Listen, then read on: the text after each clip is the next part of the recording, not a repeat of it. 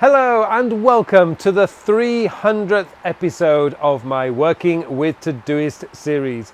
My name is Carl Pauline and this week I am revealing my 2021 setup. And has it changed? Well, not really. It is pretty much the same setup as I had at the end of 2020.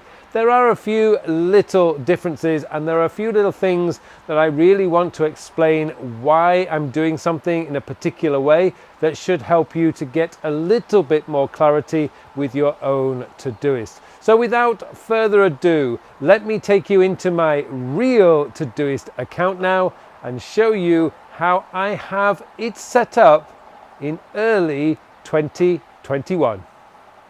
Okay, so when I open up my Todoist in the morning, this is the view that I see. I have set my home button, if you like, my home screen, which you can get to right here, at my dashboard. Now, for those of you who are not aware of doing this, you can actually create your very own home page in Todoist. And to do that, you just go up to your picture up at the top up there, click on that, click on Settings, and you can go to General, and you will see Home View.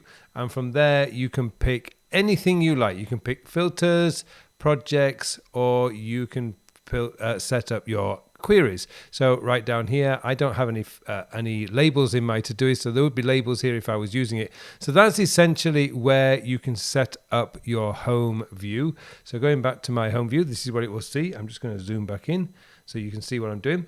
And this is where I basically start. So my dashboard essentially is my focus for the week, which I will show you in a moment. That's just a section.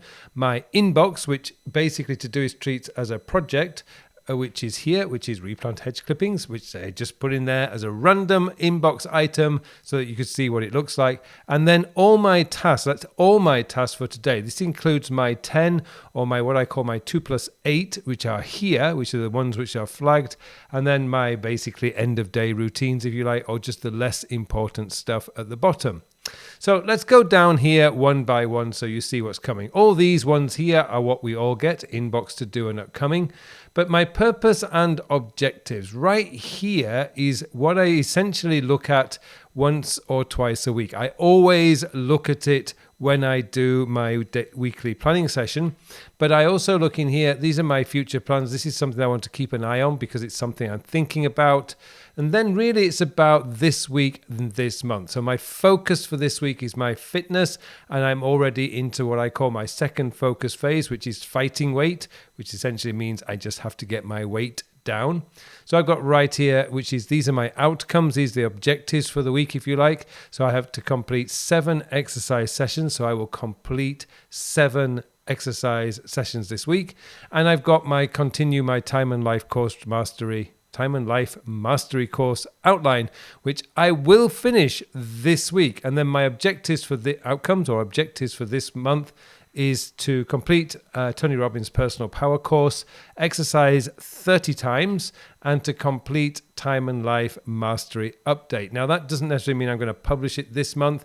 I'm likely to publish it in the early part of next month, but I want to get everything complete this month. Now, considering that I'm recording this on the 21st of May, that means that I only have roughly a week to go, just over a week to go to get that finished, and I have the time scheduled for that.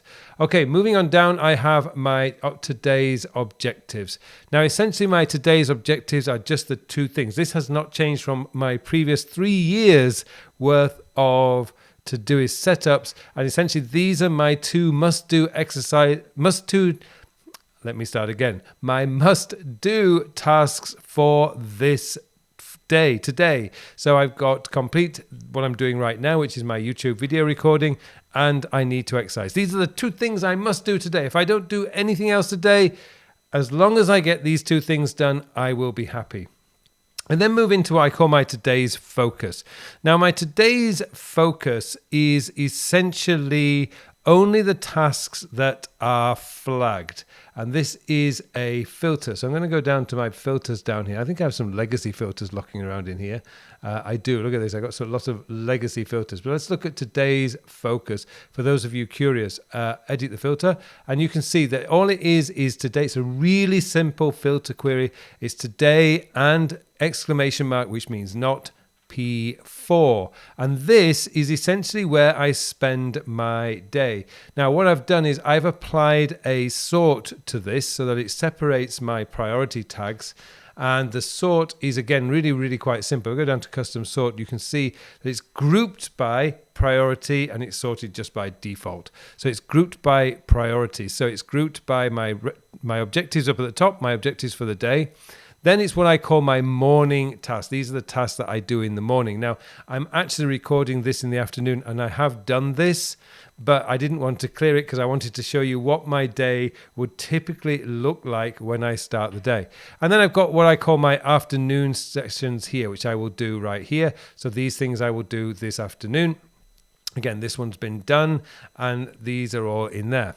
Tomorrow's focus essentially are the tasks that I have to do today and tomorrow. Now, normally I wouldn't look at this until the end of the day. This is where I spend most of my day, and I will do all my tasks in here. This will be cleared out, and then I go into tomorrow's focus. And as you can see, these are my tasks for tomorrow. I also notice already, for example, that I have three objectives right here. One of these will be demoted to a priority 2 or priority 3 when I do my daily planning. I wouldn't do it right now. This is early afternoon.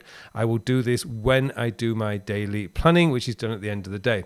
Again, you'll see here for my morning tasks, I've got 3 for tomorrow morning, and I've got tasks here, and then I've got priority 3s, which are my afternoon tasks. And again, these are mixed up with, and tomorrow being Saturday, it's likely to be a lot less busy because I try to keep Saturday as light as I possibly can.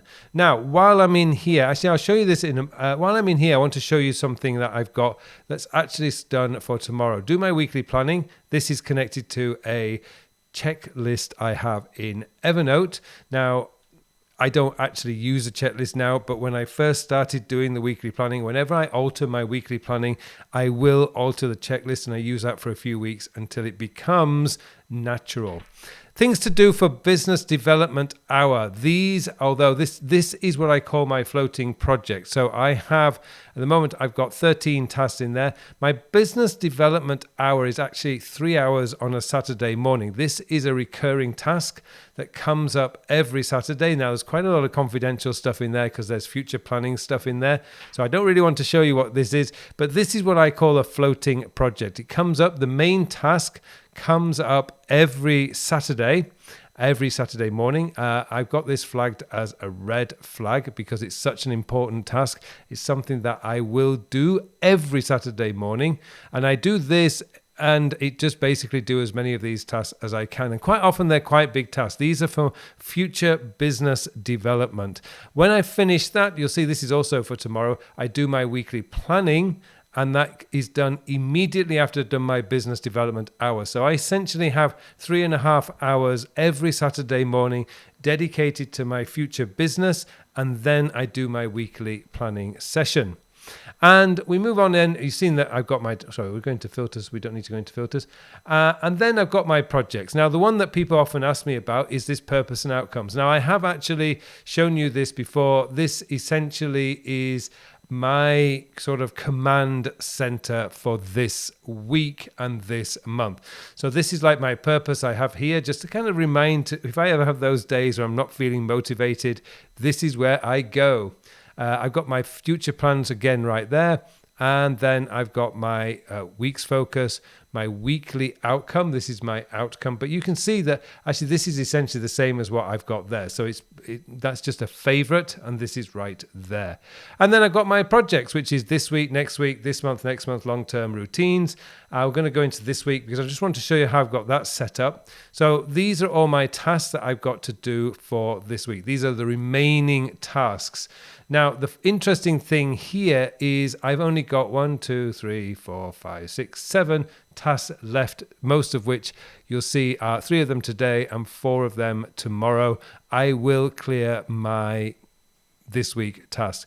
And then down here, I've got my recurring areas of focus. So these are my core work tasks and anything related to goals. So taking weight and adding the figures to my project notes is part of my fitness goal this year, so that's in here. Sending out newsletter, preparing text for this week's newsletter, complete these videos. These are all part of my core work. If you look down here, every single one of these is related to my core work, or they're related to a goal. And a lot of these are actually related to my business goals, of course, in here. Now, this essentially is what I am doing. This is my work, and this is the recurring work that I have to do each week to make sure that I stay consistent and on track with my goals and with my core work, if you like. And for those of you who've taken the Time Sector course, you know all about the core work, what your core work is. Now, for the most part, that is left closed. So this is what I actually see if I ever go into this week. Now, the key to this, though, is once you've done a weekly planning session, you don't really ever have to go into these project folders because you've already made the decision about what you want to get done next week. So there's really not ever a problem. I very rarely need to go in here to check anything. Next week is for tasks that I've decided I want to do next week. These are the two left. This month, which obviously coming towards the end of the month, I will go into here. I will look in here and see if there's anything that I can actually pull forward. And then next month, long term, and then my routines are in here. And my routines are set up in sections, so I can change this to a board view if I wish. So you can see all my daily, weekly, and monthly. These are all right there. And that's just, I don't want to sort these. Let's move that back to my view because this is the way I particularly like it. So these are just my core tasks. These are just the routine tasks that I have to do each week. Now, the interesting thing here with these core tasks is you'll see that some of them are flagged because, like writing the feedback for my coaching clients, that to me is important. It's not part of my core work. In fact, I don't really necessarily have to do it on a specific time, but I want to do it because it does help my coaching clients kind of get a summary of what we discussed and what plan of action that we have put in place. Likewise, down here, you'll see a few of these, like my Code Complete emails. Weekly planning session is a routine. For me, it might not be for you. Weekly Robbie maintenance. Robbie is the nickname we give our car. And again, it's not actually very much in here. We just got refill water bottle, but that's a floating project as well. And again, that comes up every Saturday. So these are just all my routine tasks. And finally, down here, I have what I call my project planner, and all these are the projects that I have planned. And again, you'll probably notice, like here, Q4, I'm running Chun Chun Marathon. I'm doing a family trip, hopefully to Ireland at Christmas, and then I've got business parts in here as well. Because my project planner, to me, a project, it doesn't really matter where it's coming from, whether it's personal or whether it's private. To me, a project is a project, so I need to see them all in one place, and then I can move these things around depending on where I'm at and what I'm doing. And I really do like having just this project planner. Remember, look at this. There's no task to be completed here. This is just to help me when I'm doing my weekly planning session to make sure that I'm focused on the right projects and not allowing myself to get caught up with anything that's not important right now.